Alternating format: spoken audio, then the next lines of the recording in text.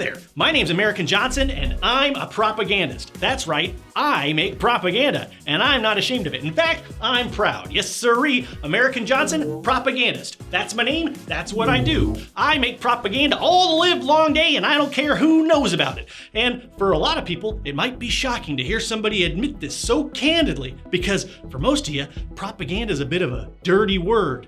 Most people think propaganda is inherently nefarious, intrinsically deceitful, imminently harmful to society.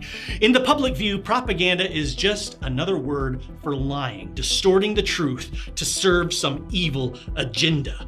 But the truth is, any communication serving an agenda of any sort is propaganda. Any attempt at persuasive communication is propaganda. At least that's what Edward Bernays said, and he wrote the book on propaganda. Literally. In 1928, his book Propaganda defined the basic principles of persuasive communication, which have been carried forward into industries like advertising, public relations, and politics today. Bernays was a complicated figure. He was shrewd and cunning, a self-professed master of manipulation and persuasion.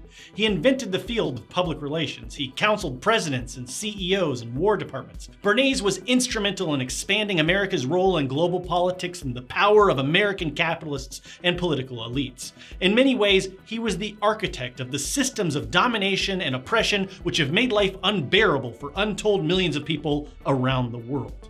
As you may have gathered, ideologically, I consider Bernays to have stood in opposition to almost everything I myself stand for.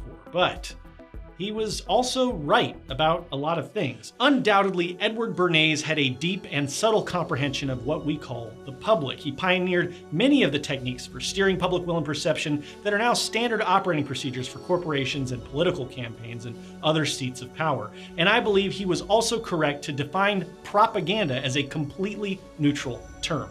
Bernays defined propaganda as any institution or scheme for propagating a doctrine or system, and explained that there is nothing inherently good nor inherently evil about propaganda.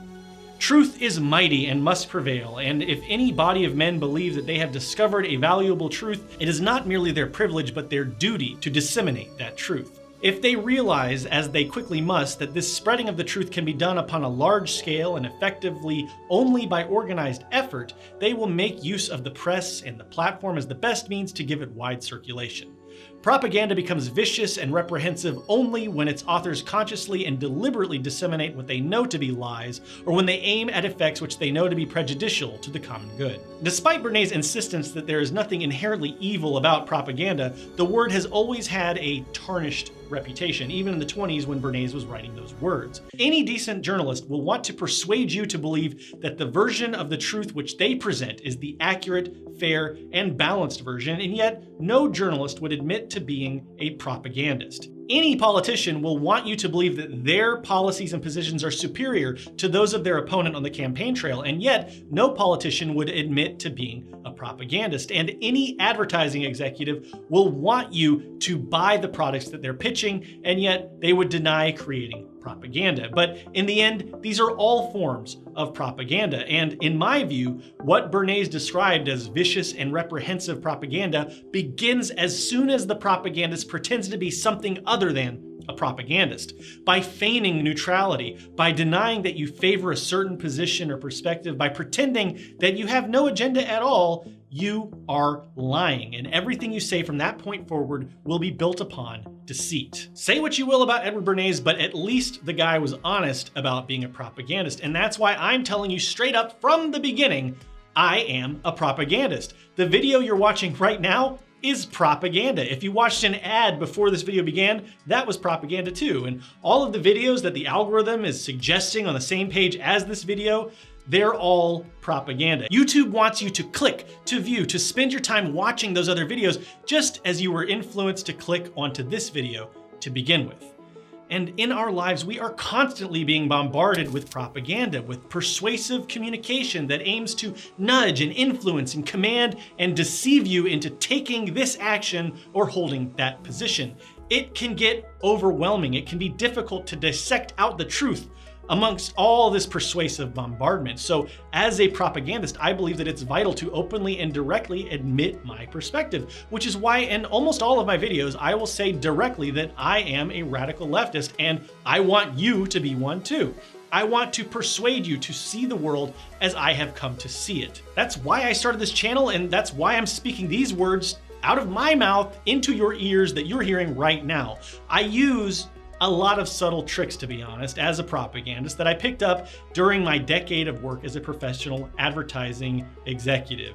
As an example, I use the word you a lot because it's proven to build intimacy and make it much more likely for you to trust what I'm saying. I tried to come up with a title and a thumbnail for this video which would entice you to click it over all the others that were being offered, and I guess it worked. You're here now. I tried to grab you within the first few seconds of this video. That was the point of this whole walking on gag and all the being silly and shouty and stuff, is because I know that people tend to click away if they're not locked in within the first few seconds, and you're here now, so I guess that worked. But I will be the very first to admit that, to be honest, when it comes to all of this manipulation, and that's what it is, these are forms of manipulation, I'm not even very good at it. Corporations and politicians and media outlets and all the other elite institutions of our world spend vast fortunes on teams of professional psychologists and sociologists and engineers and marketing gurus to manipulate the ever-loving crap out of you, and they are remarkably good at it. If you're one of those people that thinks advertising doesn't work on you, if you think you can see through all the BS of public relations, I just gotta say, you're wrong. We all fall for this stuff because we're constantly being peppered with it. It's impossible to keep our guards up 24/7 amidst all of this persuasive communication.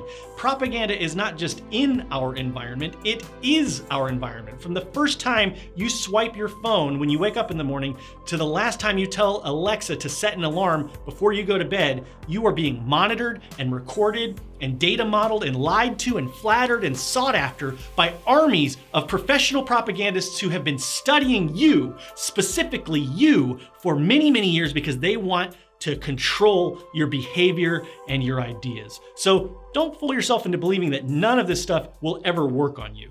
Instead, the better strategy is to know what deceitful propaganda looks like and to know how to begin to engage with it so that you can see the truth through all of that dishonest rhetoric. Fortunately, I know of a system that is perfect for finding truth in a complex system of lies and propaganda, and I am gonna tell you all about it. I believe in this system, and I will now endeavor to persuade you to believe in it as well, because I'm a propagandist. So just so you know, I'm an anarchist and a communist. That's the perspective from which I develop my propaganda, and the ideals of anarcho-communism are the ideals that I wish to persuade my audience, you, to endeavor to understand and hopefully eventually adopt. Now, if knowing that I'm a communist turns you off, I get it. I really do. There's a reason that I didn't start the video right off the bat with that little tidbit of information. I expect most people to be repulsed by my ideology precisely because it has been the target of a lot of powerful propaganda coming from very powerful institutions over many, many, many decades. But I hope you'll stick around anyway, because if nothing else, maybe you'll find this stuff interesting. I'm about to explain the foundational principles which Marx himself used to develop his ideas of communism. I'm going to explain how you, yes, you, can use dialectical materialism to quickly and easily distinguish truth from lies. That's right, my friends, step right up and learn the mysteries of dialectical materialism, a system of analysis, a lens through which to see the world and attempt to make sense of it all, and to allow us to make decisions based on material reality.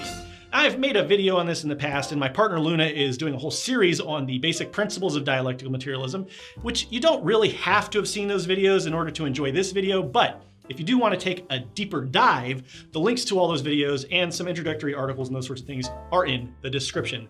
But for now, all you really need to know is that dialectical materialism is a way of seeking truth by looking at evidence based on the material world around us. It's a form of logic based on an understanding that everything around us is constantly changing. Nothing is static. Everything is always moving and morphing and bumping up against other things, which is causing those things to change. There are a lot of moving parts in this world of ours, and all those parts are always moving. So you can think of dialectical materialism as a dynamic system of logic and analysis. It sounds more complicated than it really is, which is why I'm making this video.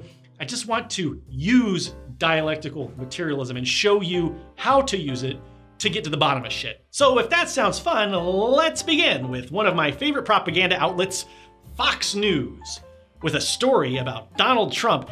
I'm sure they're gonna just blow smoke up his ass and make him out to be some kind of great American hero. So let's watch some Fox News propaganda. My source, a former Trump administration official, told me when the president spoke about the Vietnam War, he said it was a stupid war. Anyone who went was a sucker. The president would say about American veterans, what's in it for them? They don't make any money. The source said it was a character flaw of the president. He could not understand why someone would die for their country.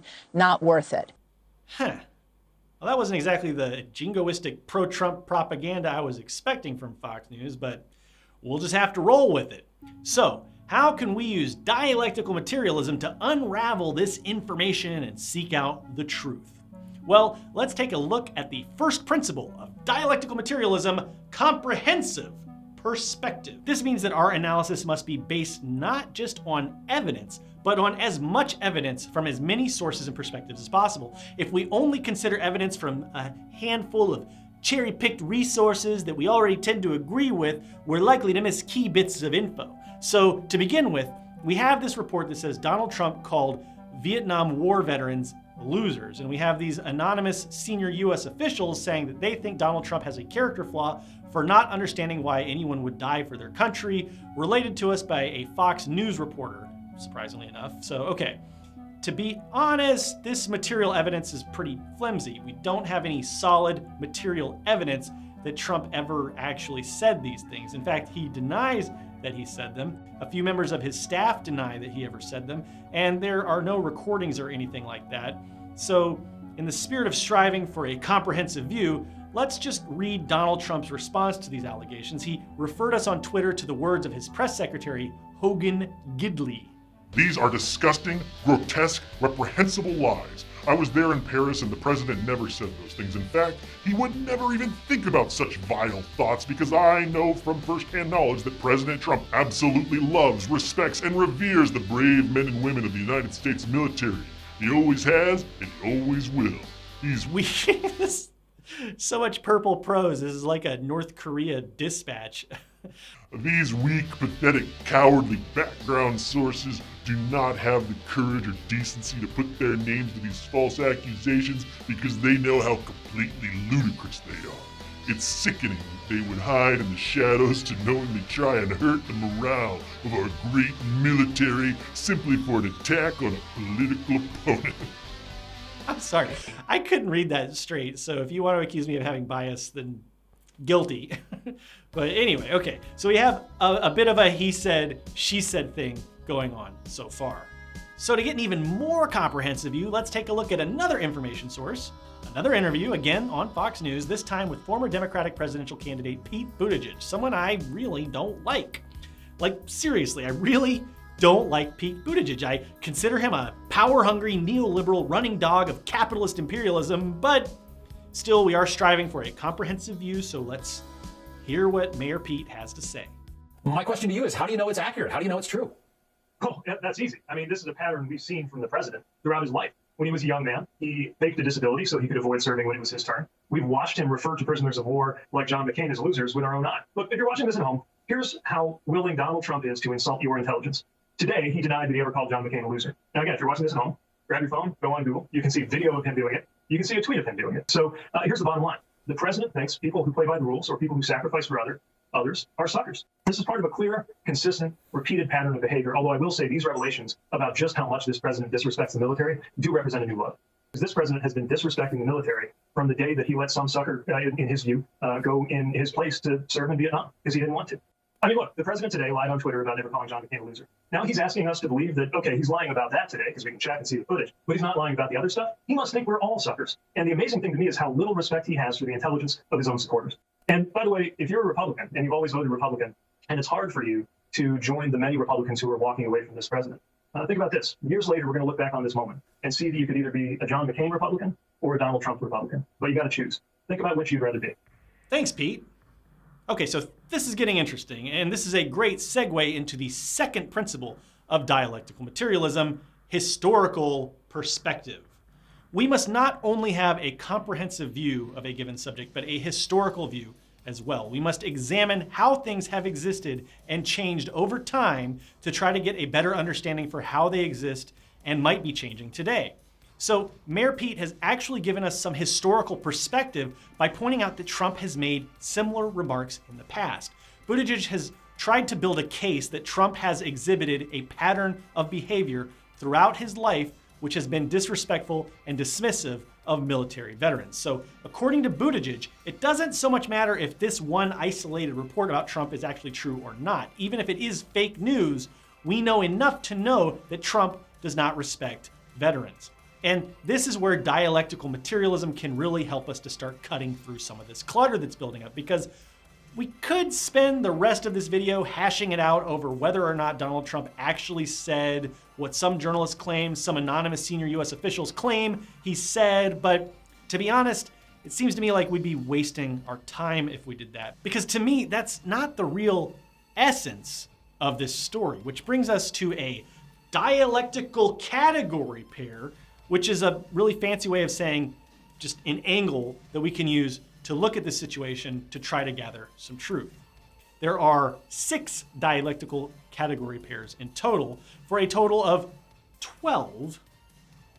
I don't have that many fingers, but there are 12 dialectical categories, and Luna did a great video running through all of them. But for now, let's just focus on this one angle, this one dialectical pair, essence versus phenomena. Phenomenon. Karl Marx was very concerned with essence and phenomenon. He believed that any given subject has an internal essence and external phenomena which hinted at that essence, and he believed that it was fundamentally important to understand the essence of a thing to truly understand that thing. For example, he spent a great deal of his life trying to understand and explain the species essence of humanity in his development of communist theory. Okay, let's slow down, because this is getting kind of wacky. Let's make this a little bit more human and relatable. Basically, essence is what something really truly is intrinsically, and phenomena are all of the external appearances, the ways that we can glimpse the essence, the evidence of the essence. You might think of it as the symptoms of a disease. But Marx knew that just like doctors can sometimes misread symptoms and misdiagnose a disease, phenomena can conceal or confuse us into misunderstanding the essence of a subject and distract us from finding truth. He saw this often conflicting nature of essence versus phenomena as intrinsic to the very basis for human inquiry. He wrote in capital, "All science would be superfluous if the outward appearance and the essence of things directly coincided." In other words, Marx knew that appearances are often misleading, and truly understanding a subject requires digging deep to root out the actual essence which is buried beneath all the external phenomena.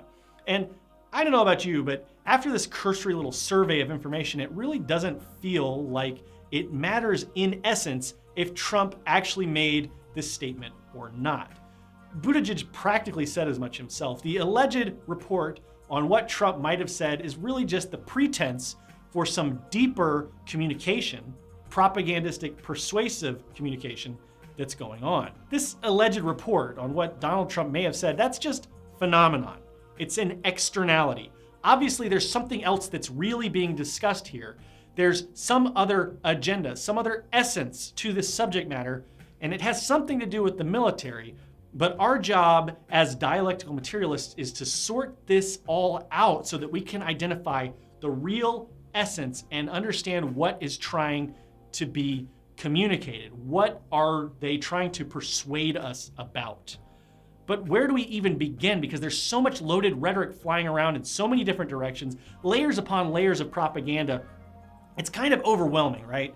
So this is where we really get into the practical and pragmatic application of dialectical materialism, because this is where we start looking for contradictions. In dialectical materialism, a contradiction is a situation in which two objects or ideas conflict with each other. According to dialectics, contradictions must eventually be negated, with one side of the contradiction being overtaken by the other side. Political races are contradictions. If you have two candidates running for the same office, They can't both win under most circumstances. One must win, one must lose. In dialectical materialist terms, the result of the election is the negation of the contradiction. One half of the dialectical pair, one candidate will win, the other will lose. Ideas can also contradict each other, of course. If I want to eat tacos for lunch and you want to eat hamburgers, we will have to negate this contradiction one way or another. Maybe we'll have tacos, maybe burgers, maybe we'll eat separately, maybe we'll eat something totally different. No matter what, this conflict of ideas will have to be resolved, and the results of that resolution, of this negation, will have material outcomes. It will determine what we have for lunch. Sometimes ideas can contradict with reality, perhaps because of a lie in which somebody just distorts intentionally the truth about reality. And then there are other situations where you may misinterpret phenomena and it might lead you to misunderstand the essential nature of reality, and this can lead to all kinds of problems. For example, imagine some brutal tin pot dictator in a small developing country. When the dictator takes power, he institutes some measures that seem pretty good at first glance. He makes the trains run on time, he fixes the roads, he builds infrastructure. All of these phenomena may at first glance look pretty good, and journalists may report on this dictator in a positive light, pointing out all of these positive phenomena and creating goodwill for him all around the world. But if in reality the dictator accomplishes all of these things by using slave labor, that changes the equation a little bit, doesn't it? I mean, that would be a massive contradiction between the reporting that the journalists are doing on these phenomena and the essence of what's really happening in this dictatorship. The phenomena may appear to the journalists to be very good in the way that they're interpreting it, but the actual reality, the essence of the situation, indicates something very evil about this dictatorship. In short, the process of finding truth in our world is really just the process of seeking out the essential nature of the things and the ideas in our world. And we find this essence by analyzing all of the phenomena that we can find very deeply, looking for contradictions, internal, external, and then tracking down the true essence of the subject at hand. Coming back to this rhetoric about Trump and his relationship with the military, we can begin by searching for contradictions, ideas which contradict with other ideas, ideas which contradict with reality, and so on. So let's begin by reading Trump's alleged statement about the troops line by line.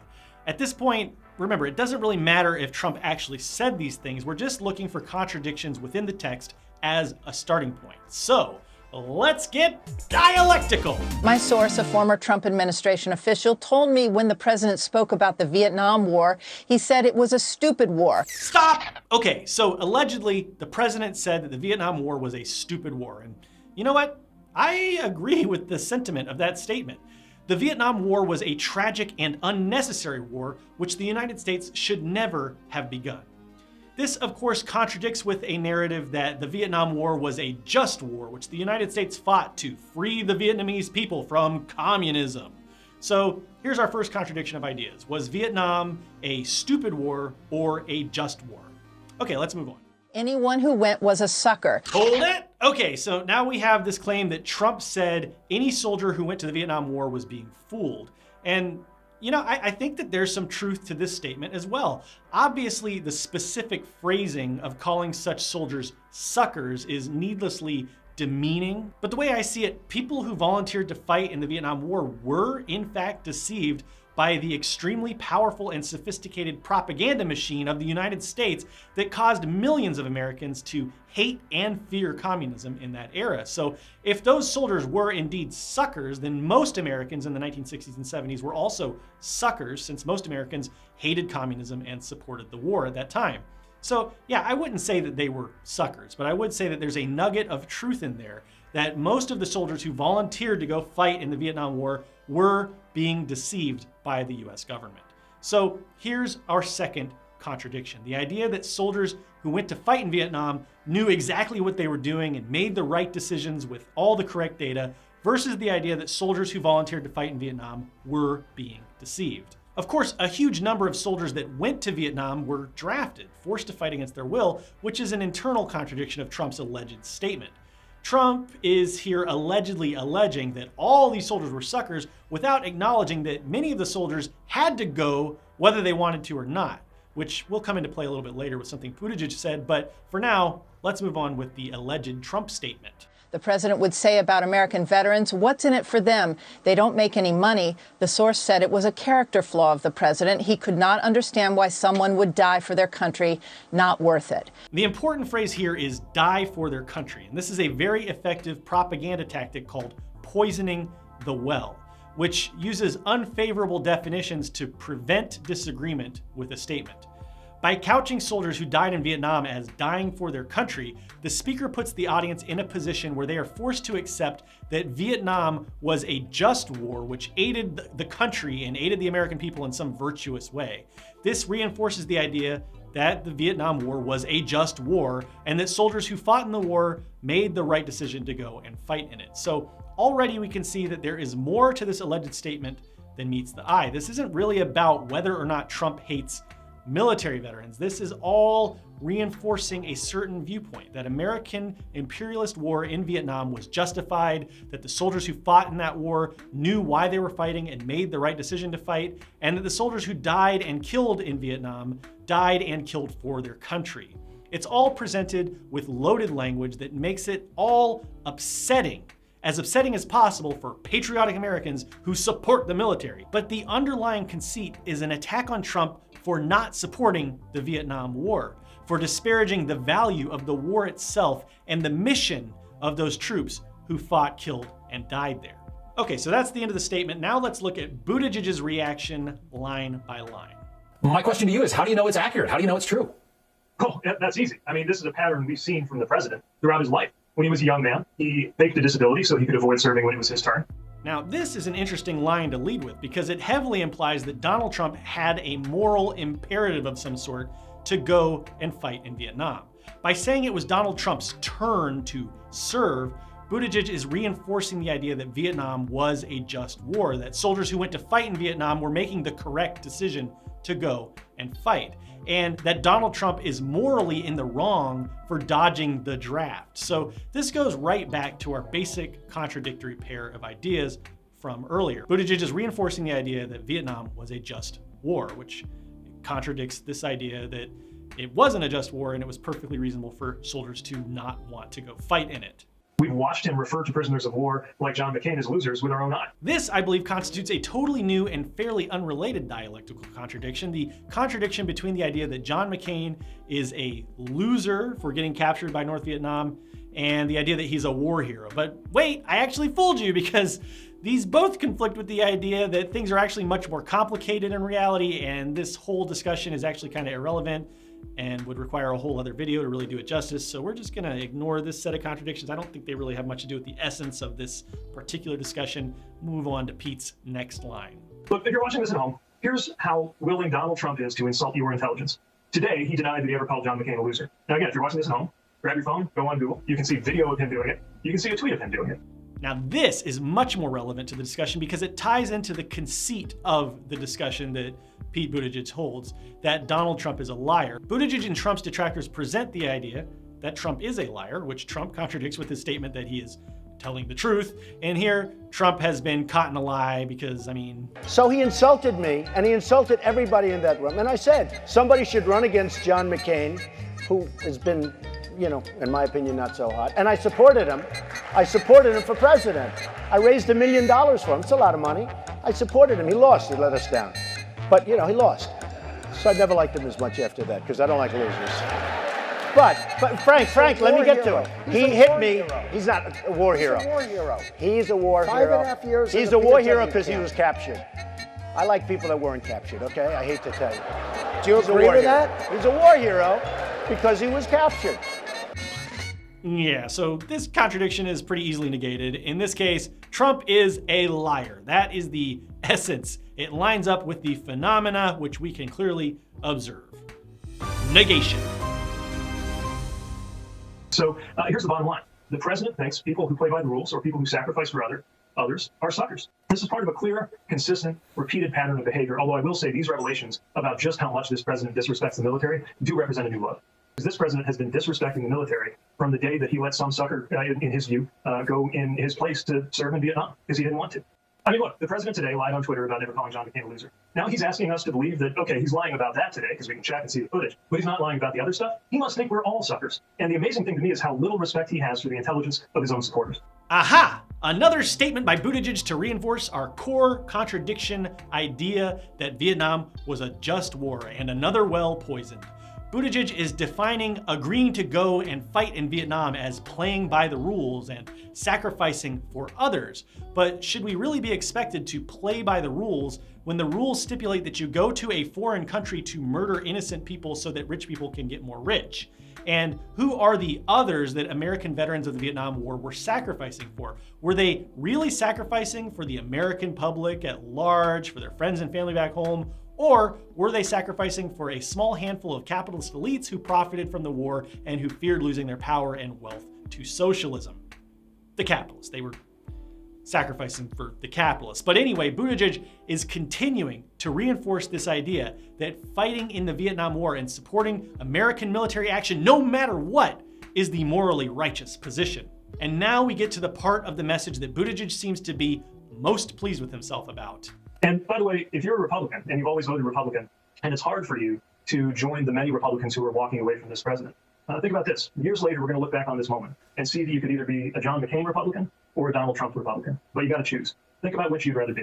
Yep, Buttigieg thought this line was so good that he tweeted it out later to try to drive the message home, and I'm sure you'll see a bunch of liberals parroting this idea in the days and weeks to come, because John McCain was himself a liberal, a neo-liberal. He shared the same ideology as Joe Biden and Pete Buttigieg, and John McCain, like Pete Buttigieg, was a capitalist, imperialist war hawk and proponent of American military adventurism in foreign nations, just like Donald Trump.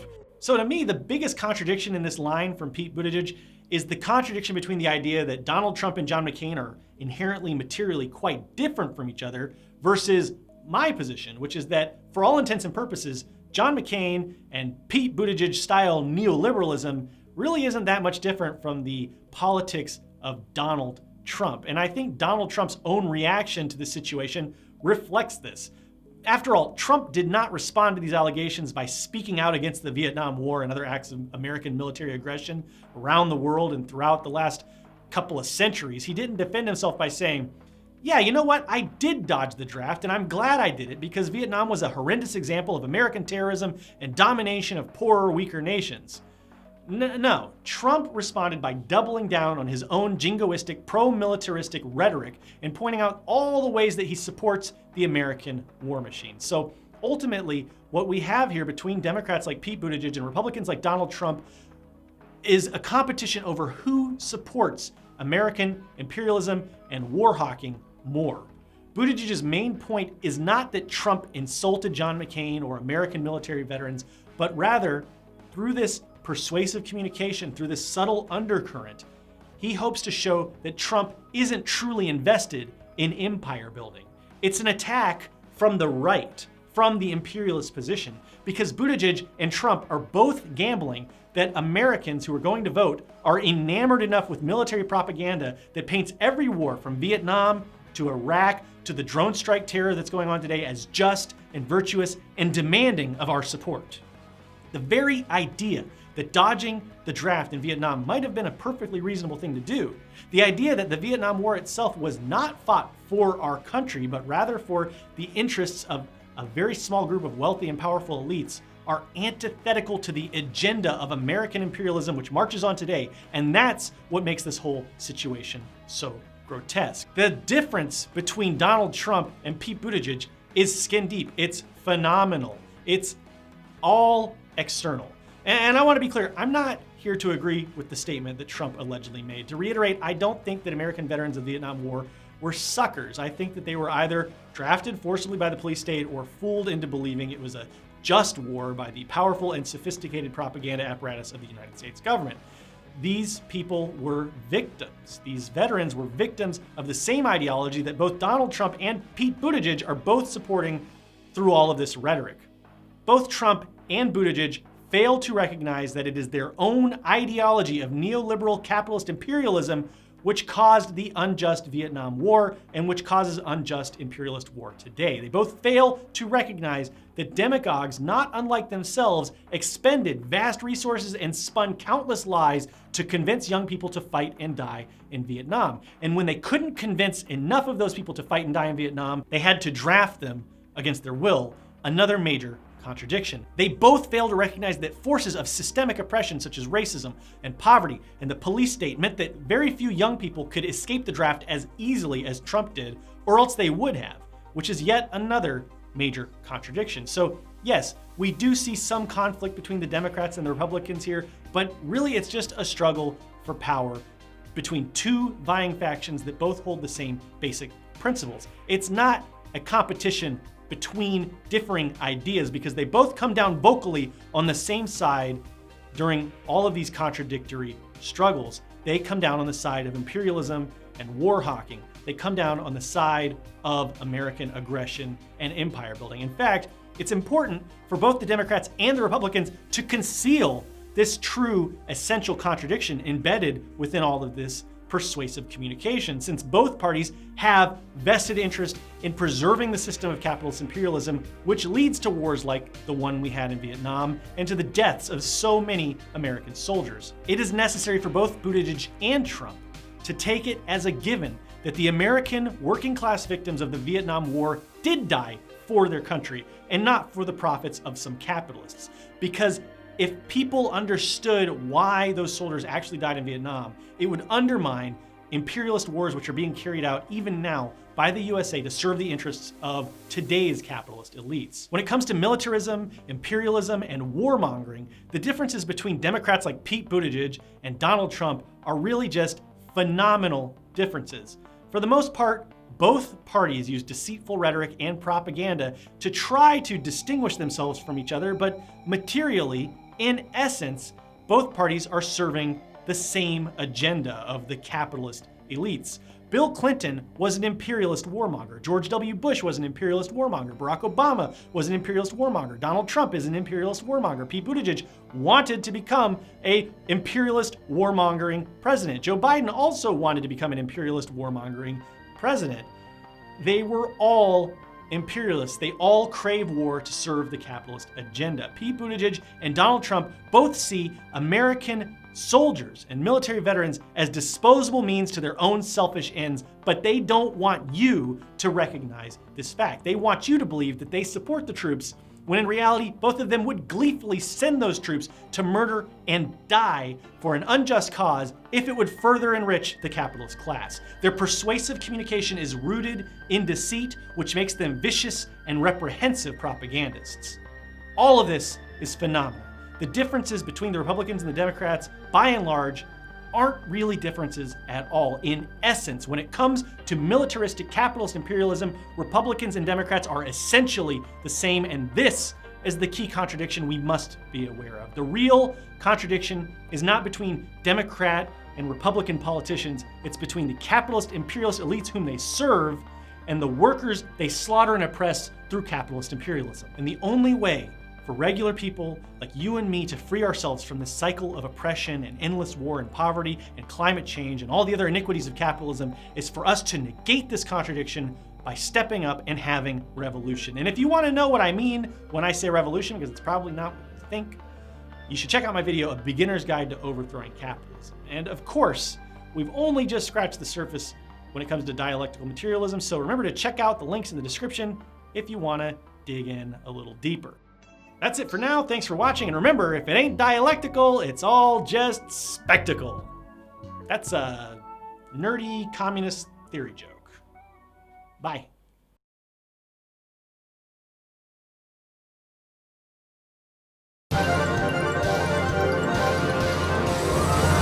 I was a member of the United States Committee on Public Information in World War I, and I worked with the committee to make this the war to end all wars, which was Wilson's idea. And I found that ideas were weapons and were even more effective than bullets, because when Woodrow Wilson said freedom of the seas, the Swiss, who had been neutral in the war, recognized that they depended on freedom of the seas and came over to our side. And when one of the 14 points said, independence for ethnic entities, various ethnic groups on the Baltic Sea who were owned or part of Russia decided that they wanted to be independent. The Lithuanians, the Lats, and the Estonians. And when I got back from the war, I recognized that ideas could be as important weapons as anything. And one reason why it is so important is that in the United States, every idea that wants to establish itself, whether it's to sell more paper cups that we work with, or to make people more honest or more virtuous, depends on public consent. And so we worked out the engineering of consent, which applies to any social goal, but people who don't have social goals, unfortunately, can also employ it. But we depend upon a democratic public that theoretically and practically wants to be led to where it wants to go, which hopefully is sound, a sound life in every part of the life. There are 431 different ideas aiming at you every day to do something different from what you did the day before.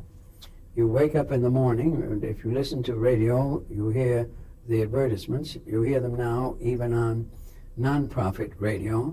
You go downstairs and you open the television and you get a tax on you to buy one kind of breakfast food and then a tax to buy another, or to buy one kind of motor car and then another. You go out on the street and see a taxi cab advertising a local theater that's competing with each other, with another. You talk to a friend and he tells you not to use caffeine, but to use decaffeinated coffee.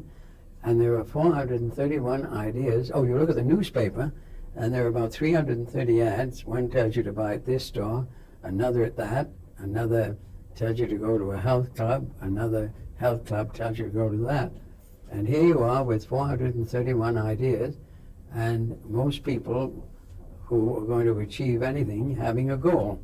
Well, unless you can take that goal and organize your approaches to it, you may be lost in the shuffle of the ideas, because number one, you may be doing the wrong thing, and number two, you may not be doing the right thing.